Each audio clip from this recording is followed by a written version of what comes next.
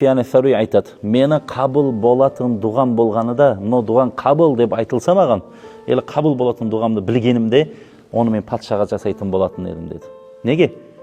Ол дұға қабыл болса, ол турланады ғой, жақсы болады ғой. Бізде де сондай, отырып алып, өсек айтып, анау үйтпеді, анау әкім бүйтпеді, президент бүйтпеді, оның жұмысы бұлай, халыққа қарап, оны өсек айтып отырғаннан көрі, одан ғайыптан дұға жасау керек. Ғалымдар айтқандай, қабыл болатын дұғам болғанда соларға жасайтын едім деген. Отырып әділетті болуыны, халыққа қарауыны, Алла қалбына иман беруіні, отырып алып, өсек айтқаннан көрі дұға жасау керек. Пайғамбарымыз саллаллаху алейхи ва саллям айтты, имам Муслимнің хадисінде айтты, «Ма мин абдин яд'у би ахихи би захрил гайб, илля қала лаху малакун мислак».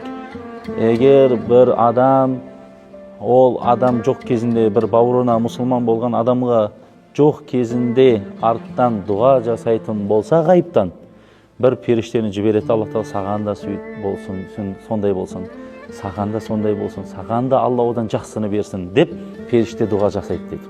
Бір бауырыңызға жоқ кезде бір дұға жасағансыз ба? Жоқ, ол естіпейді сізді, білмейді сізді, бірақ соған дұға жасағансыз, отырып алып, Аллахам деп соны еске алып дұғаларыңызда, дұға қабыл болатын кездерде. Жоқ, біз отырып алып, оны ғайбат айтамыз, отырып алып, оның кемшіліктерін айтамыз, қарамай жатқанды айтамыз, или сондай бір оған жақсылық болмайды. Оған дұға жасайтын болсақ, ол біз, періштелер бізге дұға жасайды. Ол ғайыптан дұға келген. Ғайыптан дұға жасап қабыл болатыны келген.